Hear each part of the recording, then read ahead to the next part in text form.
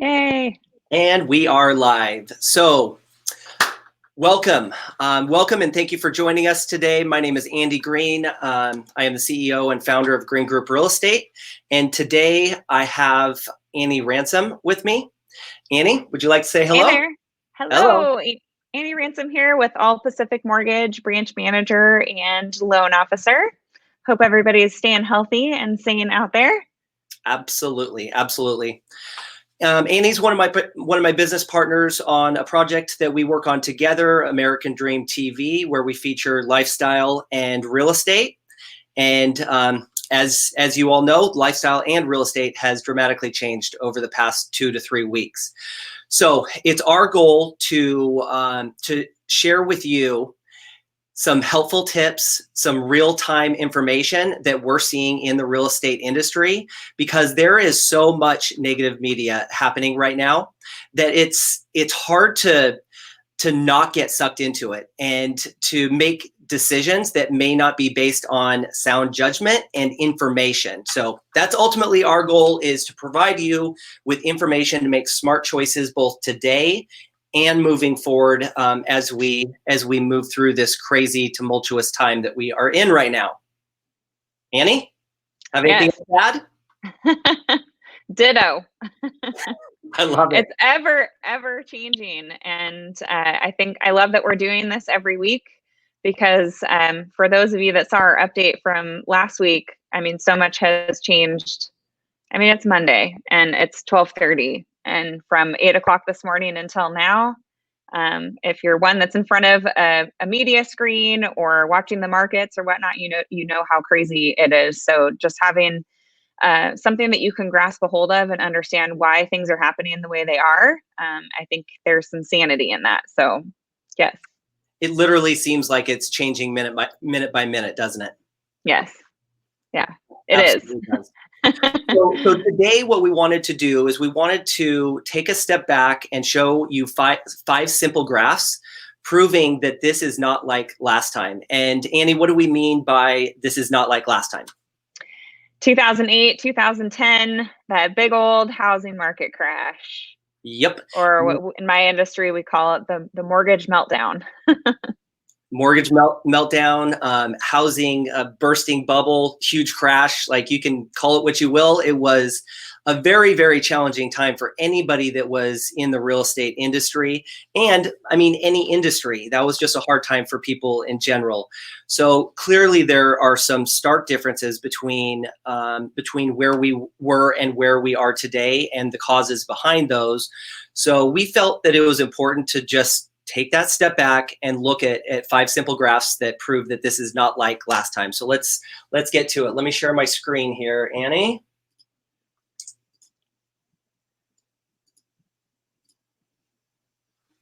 Okay, so there we go. So let's get into it. If I can go next page.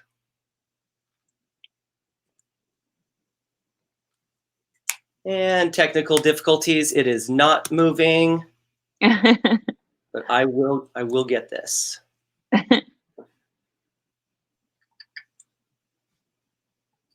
I'm excited that we're doing this, because we definitely I get phone calls all day. A lot of agents get phone calls every day asking, are we going to experience what we experienced during the mortgage meltdown again? So these slides are super exciting, and I just appreciate you putting them together.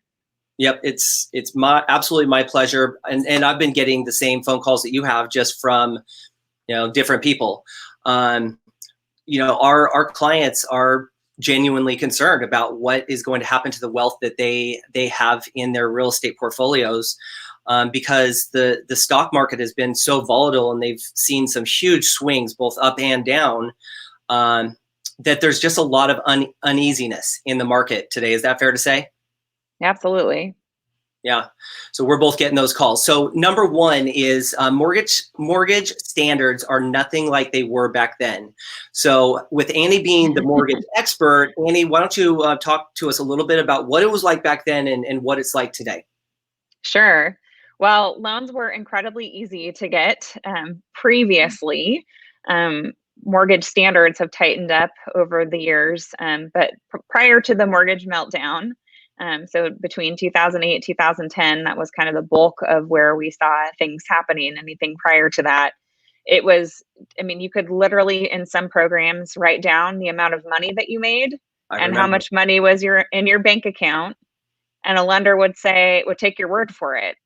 Not to say that anybody listening here would falsify information, but there were lots of people out there that were. There were lenders and borrowers both placing information down on a loan application, which was being used as basis to approve the loan.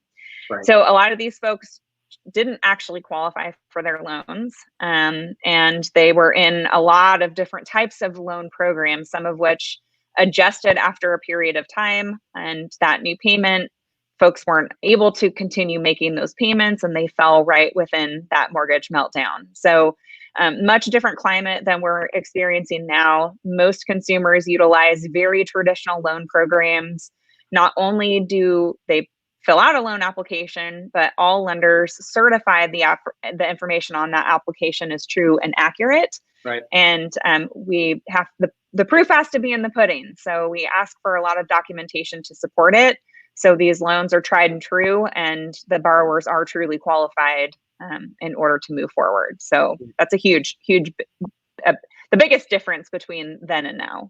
Right. I still think that, and I still hear that there are some misconceptions about getting pre-qualified, especially around how much money you need down. So how much money you need for a down payment.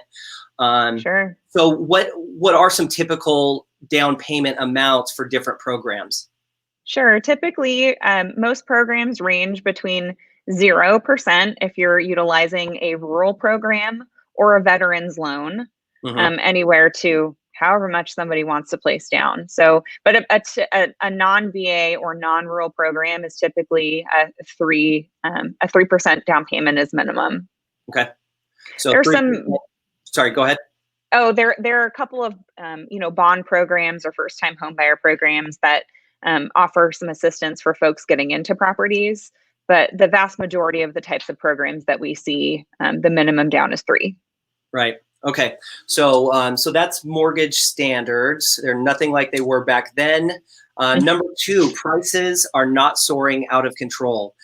I remember that period of time back in, it was probably like 2006, 2007, right around there. And at that time, I was in Boise, Idaho, selling real estate, and prices were absolutely going gangbusters there. But I remember hearing about some markets like in California, where they were literally going up 25% a month. Yeah. So it was absolutely insane. So looking at the annual home price appreciation throughout those years, 2000 up to 2005, it ranged between 8 to 12.5%. Whereas today we've been very consistent, very steady over the past 5 years, from 2014 to 2019, with 4, 5, 5, 6, 4, and just about 5% appreciation, which is healthy. Would you call that healthy? Absolutely. 3 to 5% is where you want to be. Yep. So stark difference between then and now as far as prices soaring out of control. And then we talk about inventory.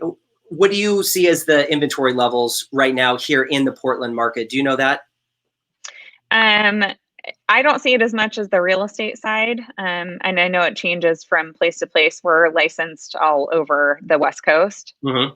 So I always connect with people in different areas of town. But this slide, I think, is pretty on par with what we see. So what you're saying is you ask the experts like me, right? Yes, exactly. So maybe I should ask you, what do you see? That's a great question. Thank you for asking, Annie. In the Metro Portland market today, well, as of 30 days ago, because they'll come out with the new numbers here in the next week to 2 weeks. It was 1.9 months of inventory, and that is extremely low. So basically, there's not enough inventory in the market for the home buyers that are out there searching, even today. So we're looking at 3.1 as a national month's inventory, and if we're comparing that to what is kind of just a healthy range, it's probably closer to like 4% or 4 months of inventory to 5 months. Somewhere around there is going to be a pretty healthy, stable amount of inventory that's on the market. So, so I think that that plays in our favor with not having this housing burst, if you will, because there's just so little inventory currently on the market. Yeah, absolutely. So, and for people that don't necessarily understand why that's important, why is 3.1 good versus 8.2? Well, having 8 months of supply on the market, it devalues homes. And that, I mean, when you have that many homes and that much competition, typically you see that in declining markets and prices are actually going down. In a healthier market where we're at today with between 2 to 4 months of supply, it definitely puts sellers in a stronger position. So like even if if for some reason they just need to sell right now, and we're going to get into how we're actually doing that, because the environment and just the business that we're in has changed so much over the past 2 weeks. I've literally worked 24 hours a day, just implementing new technology and communication systems and just support systems to make sure our clients are getting the highest level of service possible. So sure. And I think that also demonstrates that typically when there's less supply, we typically see a larger demand out there. So when we can't place people on properties, that's great for sellers. It's also great for buyers, because as soon as you purchase a property, you know that because there's not a whole lot of supply out there, your home values are going to continue to go up during this period of time. So contrary to what people think, that being in a buyer's market is a really strong suit, as lenders and folks that advise people on the right time to enter the market, it's now, because you're still gaining that 3 to 5% appreciation, and taking advantage of low interest rates while they're here. Yep, and we're gonna get into interest rates here in just a bit. Yay, my favorite. I know. I knew you'd be excited. So next comes to houses just became too expensive to buy, and that's really in relation to the percentage of income needed to purchase a home, and how much money was actually of their income was going towards the purchase. So talk about that for a second. Well, that's, I mean, what do you see today? Do you see this as accurate? 15.5% of a person's income is going towards their payment. Absolutely, yes. And in my experience, and every lender, it's going to be a little bit different. That's just one person that's feeding into those statistics. Previously, between 06 and 2010, when that crash was happening, people could get into properties and they were spending total 60% of their gross. Mm-hmm. So before taxes, gross monthly income out towards that mortgage and any existing debt. So again, 60 gross income isn't your take home, right? Mm-hmm. So 60% of your take home is going out the door. That was, I mean, people definitely shouldn't have been purchasing properties. Now total debt, in addition to not just that mortgage payment, we see about 24% right now is about the average. Yeah. Okay. So when you have a borrower that has so much money going towards their monthly payment, what happens when the market shifts? Well, that money is still going towards their payment. Uh-huh. That was a good question. Right. But I mean, if the market shifts, you mean in terms of it crashes? What happens during a market crash when they have so much of their money going towards that? Right. Yeah. Well, they're unable to recoup it. I lost you there for a second. Okay. They're just in a tough spot. They're in a tough spot. Right. Homes are are devaluing. They're going down in price, and a lot of those people, they couldn't afford the homes to begin with, like you had mentioned. And you look at the short sale and foreclosure rate, and it was dramatic. And it happened overnight, because I remember when it happened. And banks didn't know how to deal with them. No. And banks aren't in the business of owning property. They're in the business of collecting minimum monthly payment for a 30-year period of time. At least that's their hope, because that's where they make the big bucks. But yeah, our phones were ringing because people's payments were adjusting. They either had been laid off, or somehow their income had been affected. And I remember specifically people saying, well, I'm going to lose my house. I don't know what I'm going to do with my kids and my family. And thank goodness that's not the case that people are in. We talked about this last week. You know, people have a lot more equity in their properties. In fact, you touched on this quite a bit more on your Facebook Live event. I don't know if it was live, but there was a YouTube video that you did a couple weeks ago, where you talk a lot more about equity that people have in their properties. And the slide right here, you illustrate it perfectly. This is it. They were just using their home as a personal ATM. Yes. Right. Yep. So when you look at the difference between then and now, between 2005 to 2007, it was anywhere from 240 billion was being cashed out to 321 billion in 2006. And contrast that to today. In 2019, the number was 74 billion. Right. 74 billion. So in the 3 years leading up to the crash, it was 824 billion was pulled out of home equity. And right now, the 3 years leading up to the recession that we're in today, starting March 2020, it was 232 billion. So dramatic difference there. So that just bodes well for the housing market as a whole, right? Yes. Yeah. Yeah. The restrictions that lenders have in place, really are there to protect people for things like this. So, obviously a major pandemic is not something, some people have predicted it, but it's not anything that people expect to happen. But these plans are in place to protect people for this very reason. So those numbers are indicative of that. Right. Let's get into the mortgage market. I pulled this slide just from the internet last night.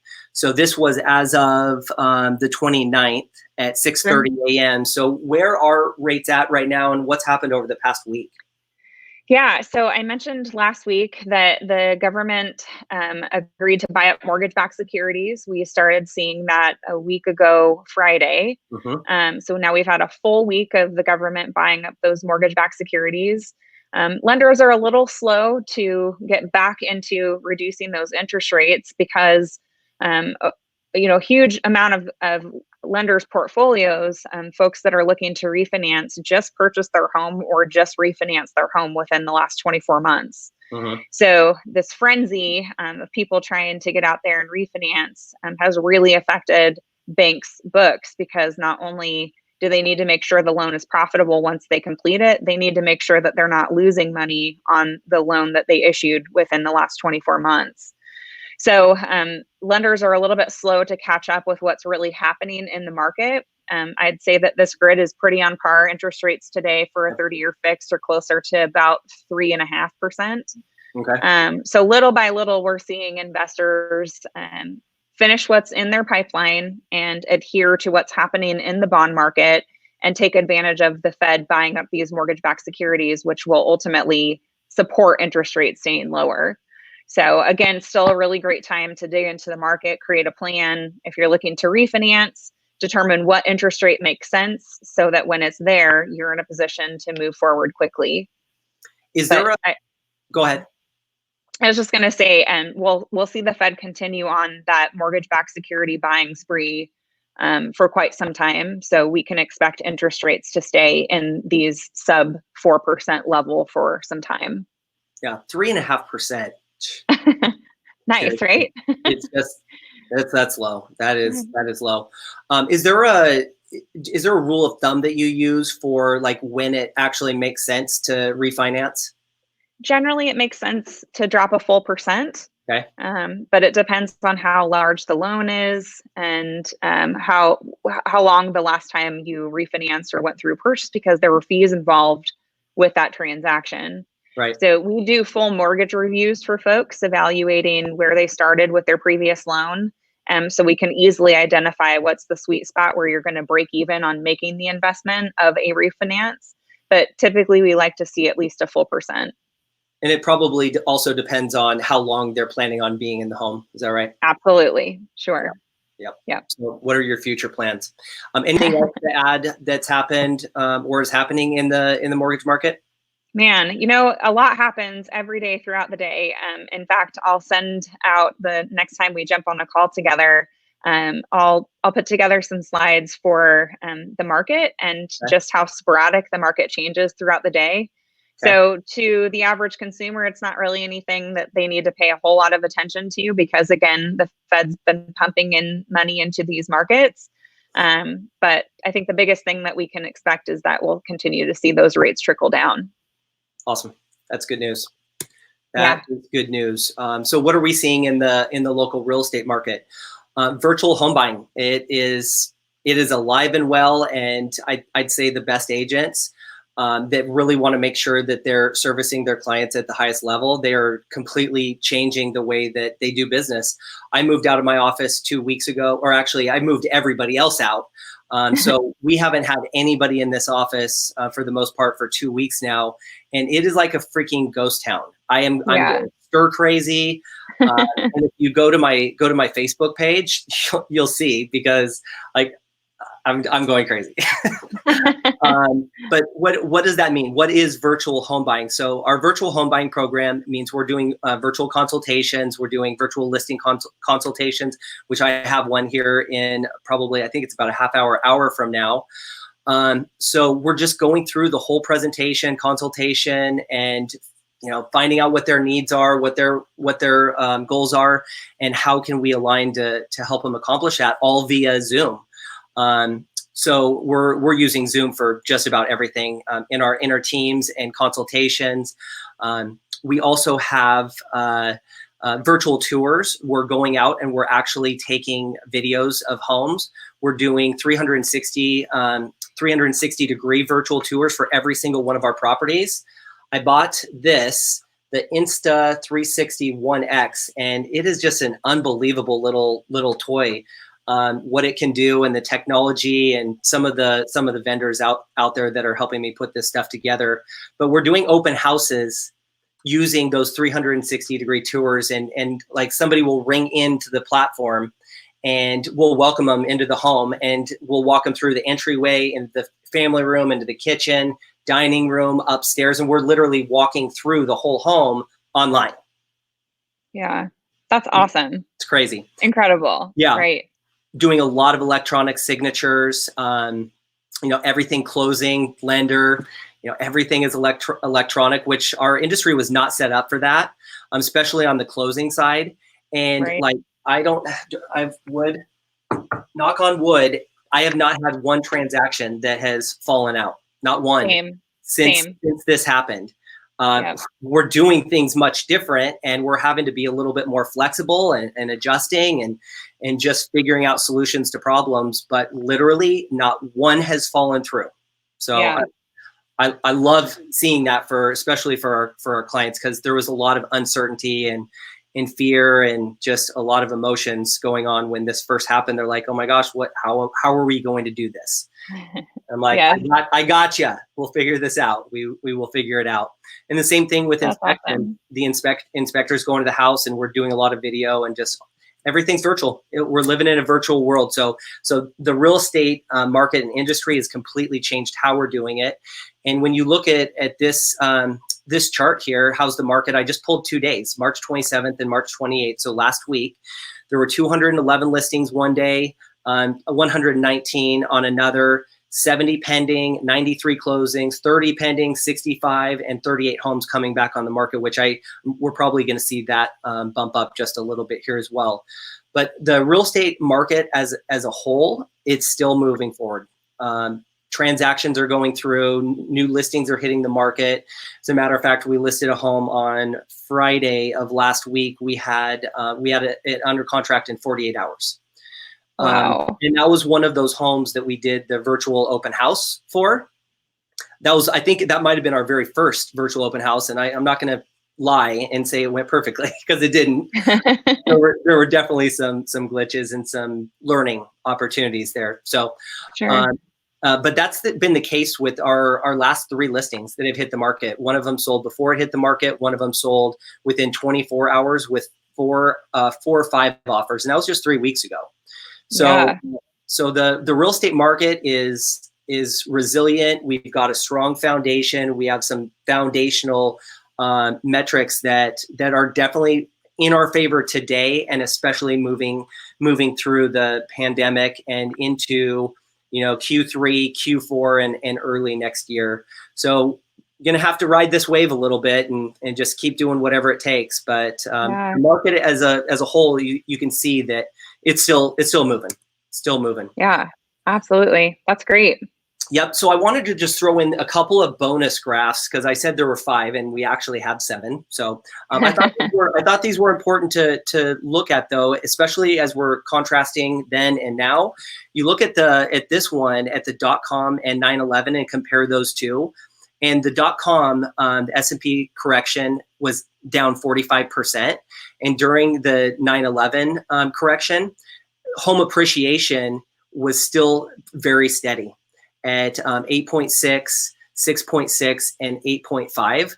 So, so I think that where we're at today in our market, we should still see some decent appreciation. I don't foresee us going negative moving into the next 12 months. That's awesome. And then another slide that I thought was super interesting was Goldman Sachs GDP forecast. If we're looking forward into the future and what can we expect, which everybody's thinking, it's like, what can we expect to have happen over the next 12 months, the next 24 months? Well, these are some really, really, really smart people at Goldman Sachs. They manage money for the wealthiest individuals in the U.S., and their projection is GDP will get down to negative 24%, which is an all-time record. That is an all-time record. I hear different projections between 10 to 25%. So like we'll see where we land once we get on the other side of this curve. But 24% is no joke. That is a serious adjustment to GDP. But you also look at going into Q3 and into Q4, and you hear this a lot, that we should rebound very quickly. Maybe it might not go as everybody's expecting, because nothing ever does. And the reality is, in my reality, is that we've got a lot going for us, and I see this turning around. And once we turn that corner, then we're gonna see things get back to somewhat normal within 12, 24 months. So what's your take?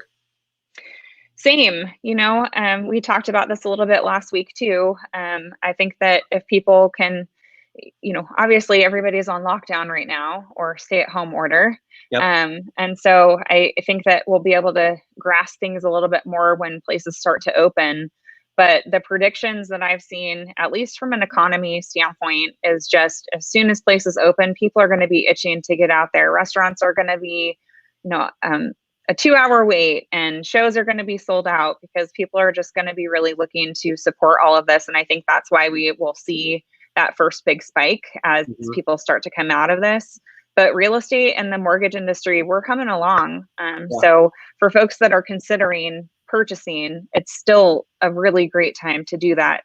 Don't let the fears of what's happening with this virus stand in the way. Look at the numbers that support all of this information, so that we can continue moving forward and secure that cost of living, lock in your low 3% interest rate or mid 3% interest rate. I think that we'll come out of this a lot quicker than people are anticipating. Yeah. Well, what I'm telling people right now is if you've thought about buying or selling in the past 12 months, and you just want to, just hunker down for a little bit. let's ride this out. But there are people that need to buy and sell. Like our phone rings every week from those people. They have a serious need. And yeah, that's the good news, is that we are still supporting people through this and getting them into those homes, those people that need to. So really it's a difference between wanting and needing to, right? True. Absolutely. Yeah. Sure. Okay. So bottom line, if you're concerned, we're making some mistakes that led to the same mistakes that led to the housing crash. Just remember those charts. Remember what we went through. I believe that we do have a strong foundation, and as a matter of fact, this Wednesday. So what day is that? Is that the 2nd, Annie? That's the 1st. The 1st. So this Wednesday at 10 a.m., Annie and I are going to be interviewing Pat Stone. He's the president of WFG and the founder. He does economic forecasts for the real estate and mortgage industry every single year. He's a complete straight shooter. And if you want real world advice and information on what's happening from like one of the smartest guys out there, please join us on Wednesday at 10 a.m. We'll be live, so mark your calendars. And until then, do you have any parting words of wisdom, Annie? Gosh, wash your hands and don't touch your face. Yep, and stay home. And stay home. That's yeah, right. I'm human, and so it's like this thought goes through my head because I've been in the office every single day, but nobody's here. Like nobody's at my office, and it's like it's just like a ghost town. So I have not been around people for literally 2 weeks. I go between here and home, here and home, here and home. Yep. That's exactly what we're doing too. Yep. So I'm the only one in my office. I sent everybody home a couple weeks ago, but yes, here and home.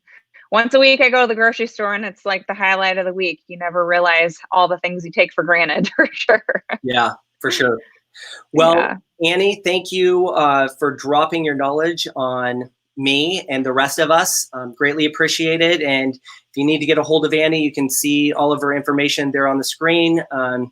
This will be up on my page. I'll give it to Annie. She can share it as well. So thank you for tuning in and listening to us for just a few minutes, and mark your calendars for Wednesday. It's going to be a good one. So have a great day. Thanks for having me.